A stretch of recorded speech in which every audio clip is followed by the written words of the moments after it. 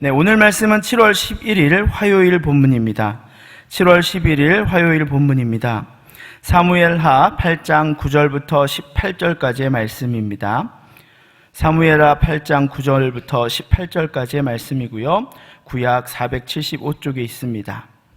큰순 맑은 셈은 52페이지입니다. 저희가 한 절씩 교독하고 마지막 절을 함께 읽도록 하겠습니다. 하맛 왕 도이가 다윗이 하다네셀에 온 군대를 쳐서 무찔렀다 함을 듣고 도이가 그의 아들 요람을 보내 다윗 왕에게 문안하고 축복하게 하니 이는 하다네셀이 도이와 더불어 전쟁이 있던 터에 다윗이 하다네셀을 쳐서 무찌름이라. 요람이 은그릇과 금그릇과 녹그릇을 가지고 온지라. 다윗 왕이 그것도 여호와께 드리되 그가 정복한 모든 나라에서 얻은 은금 곧 아람과 모압과 암몬 자손과 블레셋 사람과 아말렉에서 얻은 것들과 소바 왕 느홈의 아들 하다네셀에게 노력한 것을 같이 드리니라.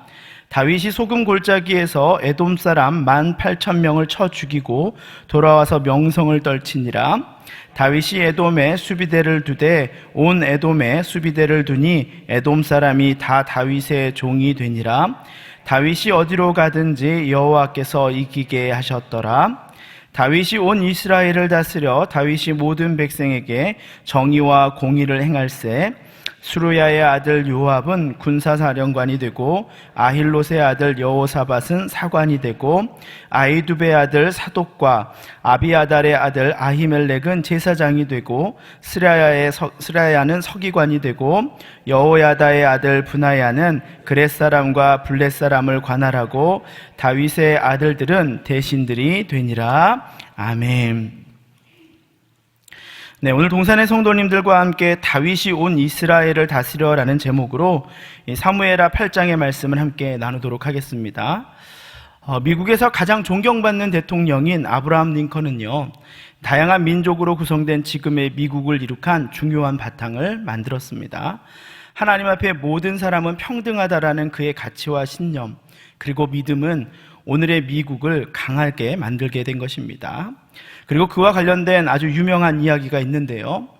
이 노예제를 찬성하던 남군과 노예제를 폐지하려던 링컨이 이끄는 북군은 남북전쟁을 하게 됩니다.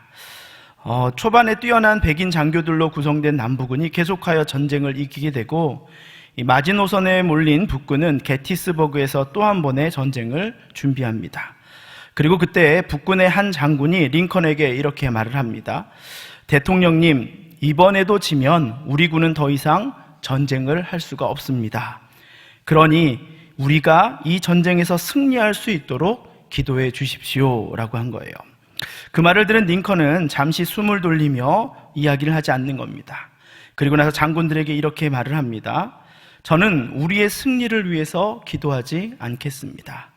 그러나 우리가 마지막까지 주님의 편에 서 있기를 기도할 것입니다. 이렇게 기도했어요. 그리고 링컨과 북군은 처음으로요, 게티스버그에서 엄청난 승리를 하게 되었고요. 그 승기를 잡은 북군은 이후로 계속 승리하게 되었고 결국 북군의 승리로 오늘날의 미국이 만들어지게 된 것입니다. 이 절박한 상황 속에서도 승리가 목적이 아니라 하나님의 편에 서길 구했던 그 링컨의 간절한 믿음을 우리는 보게 되는 것이죠. 오늘 본문에서도 하나님의 약속을 따라서 전쟁에 나선 이 다윗이 그러한 전쟁들을 하고 있는 모습들을 우리에게 보여주고 있습니다. 이 다윗은 어제부터 이스라엘 근방에 있는 블레셋과 모압, 그리고 소바왕, 하다나셀, 마지막으로 그들을 도우러 온 아람 군대까지 모두를 이겨내는 모습을 보여줍니다. 다윗의 승승장구하는 모습은 결국 하다나셀의 근방패를 빼앗아 예루살렘으로 가져왔다는 표현을 통해서 이야기의 정점에 이르는 것 같습니다. 그러나 우리는 다윗이 한 전쟁들이 단순한 그 표면적인 승리의 소식을 드러내는 것이 아니라 그 안에는 더 큰 하나님의 깊은 뜻이 있음을 우리는 알게 됩니다. 이 구약 시대에는요, 민족 간의 전쟁이 곧 자신들이 믿는 신들과의 전쟁이라고 믿었습니다. 그래서 그들은 자신들의 믿는 신이 더 크고 강하면 그 전쟁에서 자신들이 승리한다라는 생각을 가지고 있었어요.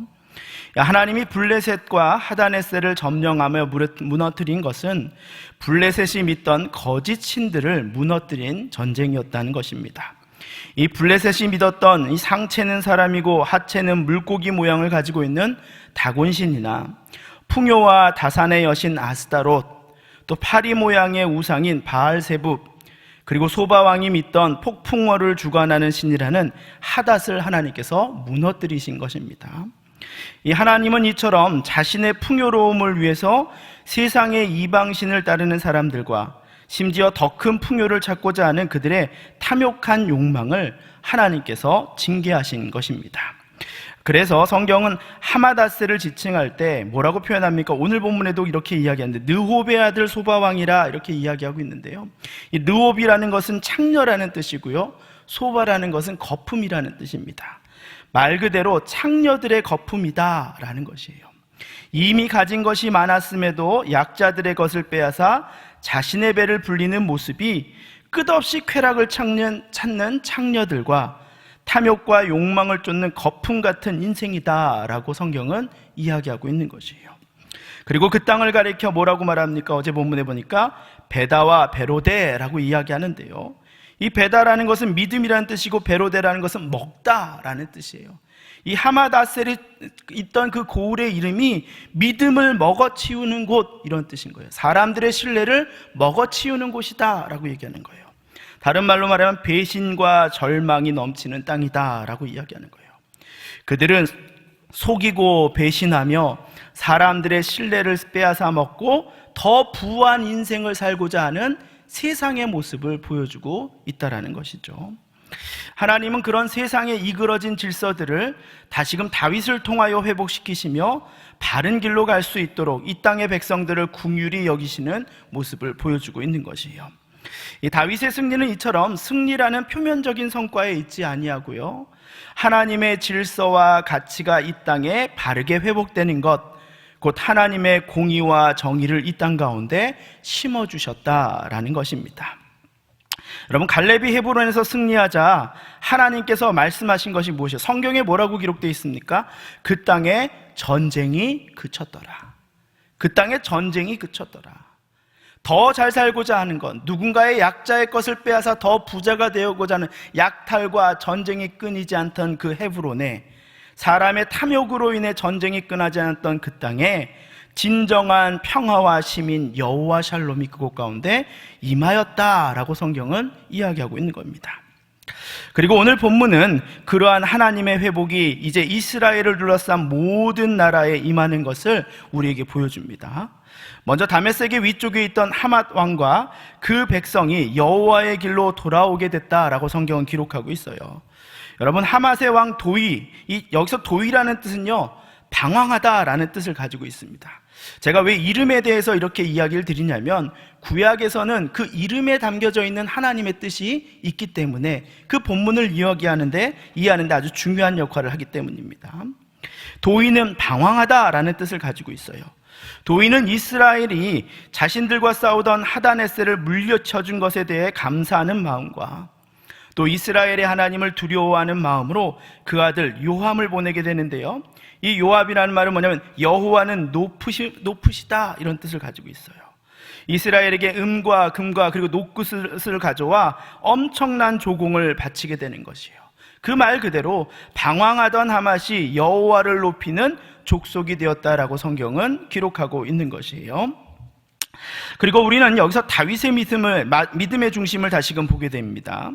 여러분, 소바왕의 1700마리의 말 중에서 100필만 취하고 나머지는 다 그 아킬레스건을 힘줄을 끊었던 것처럼 그는 모든 전쟁이 하나님에게 속해 있다라고 믿었고 자신의 힘을 의지하지 아니하고 하나님의 힘을 의지하는 모습들을 볼 수가 있죠. 그래서 오늘 본문에서도요, 다윗은 자신의 모든 승리와 전리품들이 자신의 것이 아니고 하나님의 것임을 선포하는 모습을 본문 가운데 보여주고 있어요.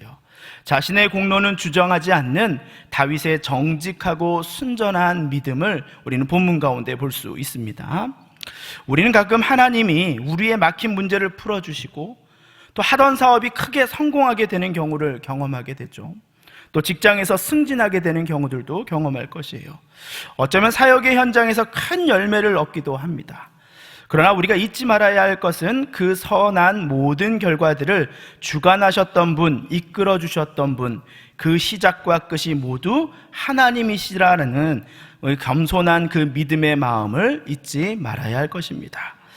그렇게 하나님은 다윗의 그런 겸손과 하나님을 믿는 그 정직한 믿음을 보시고 이스라엘이 동서남북으로 수비대를 두어 그들의 보호를 받게 하시는 강건한 나라로 세우시는 모습을 우리 본문 가운데 보게 되는 것이에요. 그리고 두 번째로 본문 15절에 보니까 이렇게 이야기합니다. 한번 같이 읽어보겠습니다. 다윗이 온 이스라엘을 다스려 다윗이 모든 백성에게 정의와 공의를 행할세라고 기록합니다. 여러분, 이스라엘 가운데 이스라엘을 통치하는 그 하나님, 이스라엘이 통치하는 그 나라들의 하나님의 정의와 공의가 드러나는 땅이 되었다라고 이야기하고 있는 거예요. 다윗이 이 땅 가운데 세우려고 했던 것이 뭐예요? 하나님의 정의와 공의가 드러나도록 하는 것이었어요. 여러분, 정의라는 것은 뭐예요? 하나님의 기준과 뜻, 그것을 따라가는 믿음을 이야기하는 것이에요. 여러분, 그리고 공의라는 것은 무엇입니까? 사람들 사이에서 일어난 일들을 공정하고 공평하게 처리하는 것을 말하는 거예요. 누구도 억울한 자가 없게 하는 것이에요. 다윗은 그것을 지키기 위해 노력하였다라고 성경은 기록하고 있는 것입니다. 이제 설교를 마치도록 하겠습니다. 여러분 작심삼일이란 말이 있죠. 무슨 일이든 3일을 넘기기가 쉽지 않다라는 말이에요. 그러나 그 말은 반대로 3일만 넘으면 해볼 만하다, 그런 말이 되는 거죠. 그리고 3의 법칙이라는 것이 있어요. 세 사람만 같은 곳을 바라본다면 공동체를 움직이는 힘이 있다라고 이야기하는 거예요. 한 지하철역에서 그 플랫폼과 지하철 사이에 어떤 아이가 다리가 끼게 됐어요. 열차는 출발하려고 하는 상황이었단 말이에요. 그때 3명의 사람들이 한 사람, 두 사람, 세 사람이 붙고 그 큰 전철을 밀기 시작했어요. 그랬더니 그 주위에 있던 사람들이 모두 달려와가지고 그 전철을 밀어가지고 그 일에 그 다리 꼈던 학생을 구조하는 그 영상을 본 것이 있어요. 3명이라는 것이 그렇게 중요한 거예요. 함께 무엇인가 선한 것들을 바라보고 함께 기도할 수 있고 함께 힘을 모을 수 있는 공동체가 있다는 것이 그렇게 중요한 것입니다. 다윗은 하나님의 정의와 공의가 그 땅에서 끊어지지 않게 하기 위하여 자신만이 아니라 자신과 함께 같은 가치와 철학을 가지고 일할 자들을 세웁니다. 그들은 다윗과 한 마음으로 하나님의 선한 것을 바라보고 지키기 위해서 노력하는 자들이었어요. 그래서 성경은 우리에게 또 이렇게 이야기하지 않습니까? 한 사람이면 패하겠거니와 두 사람이면 맞설 수 있나니 세 겹줄은 쉽게 끊어지지 아니하느니라. 아멘. 전도서 4장 12절의 말씀이에요. 다윗이 하나님의 뜻 가운데 바르게 나라를 세우기 위해 자신과 같이 하나님을 경외하는 자들을 각자의 자리에 세우는 그 신중한 모습들, 그 노력을 보여주는 것들을 통해서 우리도 우리 공동체 가운데 그러한 선한 역동과 선한 공동체를 갖기 위해서 기도해야 하는 것입니다. 세상의 풍요만을 쫓고 끝없이 나보다 더 약한 사람들을 이겨야지만 잘 사는 사람이라고 인정받는 그런 능력 있는 사람이라고 불리는 세상 속에서 타인을 위해 자신을 희생하고 사랑으로 섬기는 하나님의 법을 세우려고 노력하는 것이 오늘날 우리가 제자로 이 땅 가운데 부름받았음을 잊지 마시기 바랍니다. 그러나 정의와 공의를 세우려는 그 마음이 혼자서는 그 일을 감당할 수 없으니 또 뭐예요? 함께 그러한 마음을 가지고 있는 동역하는 셀 공동체가 우리와 함께 있음을 기억하시고 그렇게 동산의 성도들이 같은 마음으로 이 세상을 변화시키고 선한 일에 함께 동역하는 데 쓰임받는 귀한 도구가 되기를 축복합니다. 아멘.